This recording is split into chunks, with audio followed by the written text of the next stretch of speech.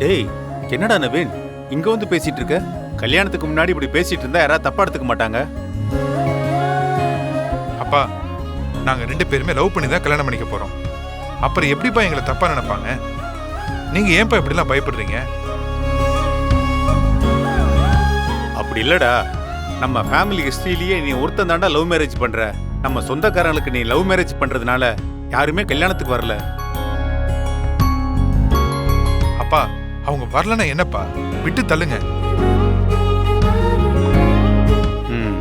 சரி சரி, கொஞ்ச நேரத்துல கல்யாணம் முடிஞ்சிடும். அதுக்கப்புறம் நீங்க 2 பேரும் எவ்வளவு வேணாலும் பேசுங்க, புரியுதா? அப்புறம் யாரும் கேட்க மாட்டாங்க. வா.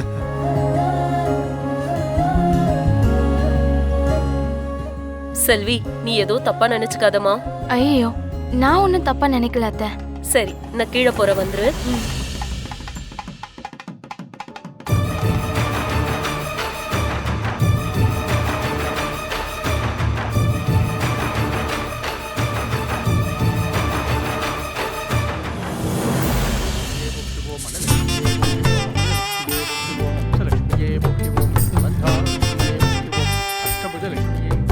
மாப்பிள்ளை அழைச்சிட்டு வாங்கோ.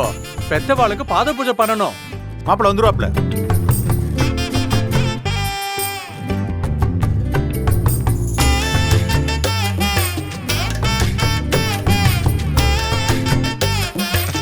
நமஸ்காரம்.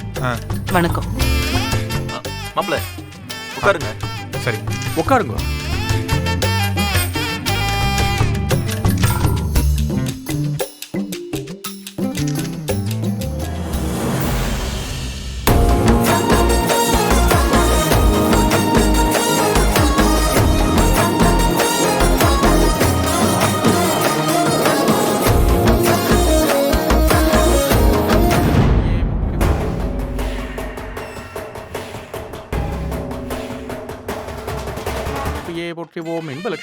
மாப்பிள்ளையோட அப்பா அம்மா காலை எடுத்து தாம்பாளத்துல வைங்கோ. பாத பூஜை பண்ணணும்.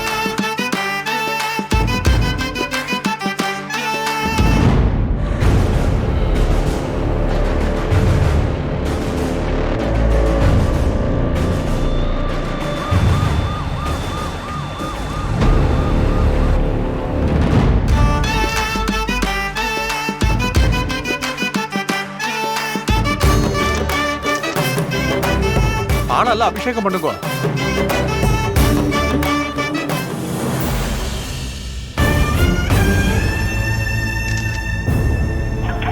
செய்யப்பட்டுள்ளது.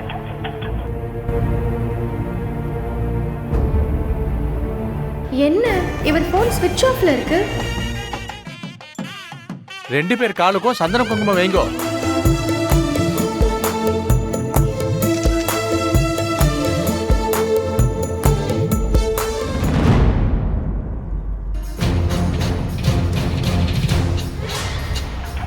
செய்யப்பட்டுள்ளது.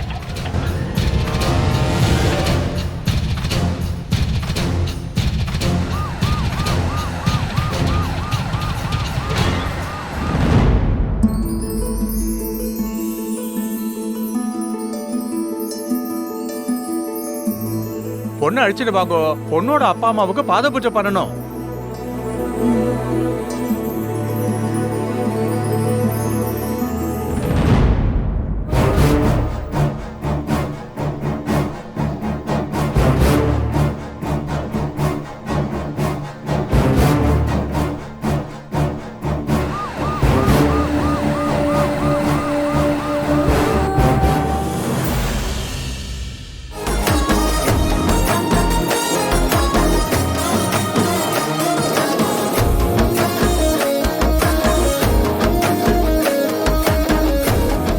உட்காந்துக்கோமா. அம்மா, பொண்ணோட அப்பா அம்மா இப்படி வந்து உட்காருங்கோ. தாம்பாளத்துல காலை வைங்கோ. அம்மா, நீ பாத பூஜை பண்ணுமா? சரிங்க சாமி.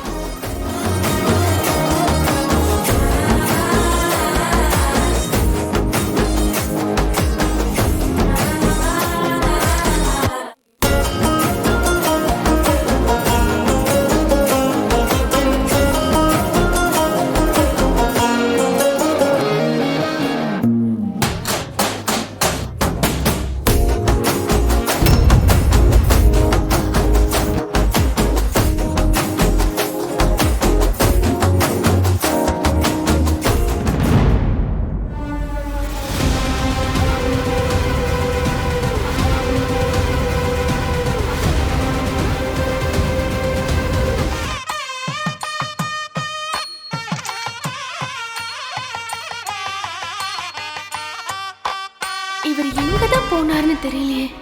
இவ்ளோ நேரம் ஆகியும் இன்னும் ஏன் வரல?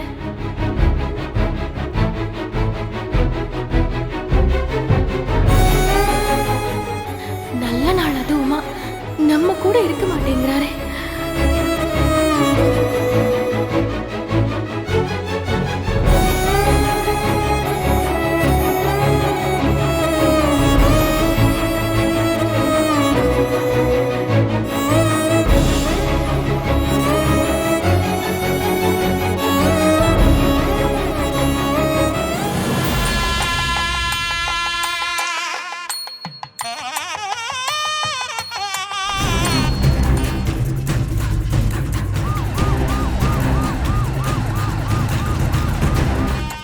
பொண்ணுக்கு முகூர்த்த புடவையும் மாப்பிளைக்கு பட்டு வெட்டி எடுத்துட்டு வந்து கொடுங்க. 2 பேரும் மாத்திட்டு வந்து உட்காரட்ட மனையில.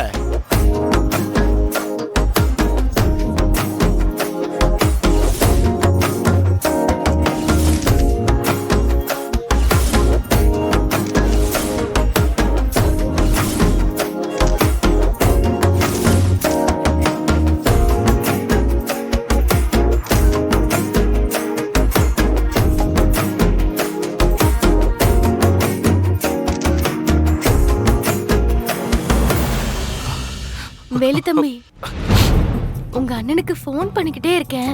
ஃபோன் ஸ்விட்ச் ஆஃப்லயே இருக்கு. அவர் எங்க இருக்காருன்னு கொஞ்சம் போய் தேடி பாக்கீங்களா? சரிங்க அண்ணி, நான் அதோ பாக்குறேன்.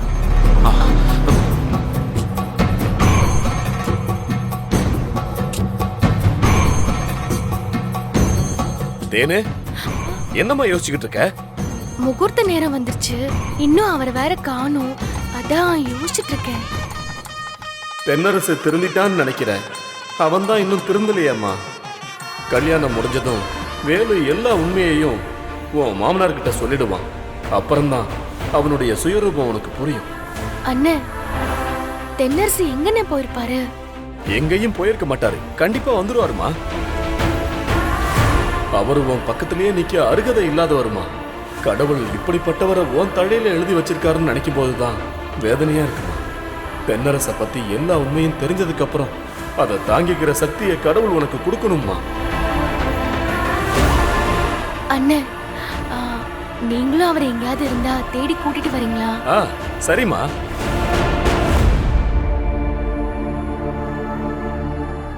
அவன் எப்படியோ திருந்தி தேனு கூட வாழ்ந்தா போதும். கடவுள் தான் இந்த பொண்ணுக்கு ஒரு நல்ல வழியை காட்டணும்.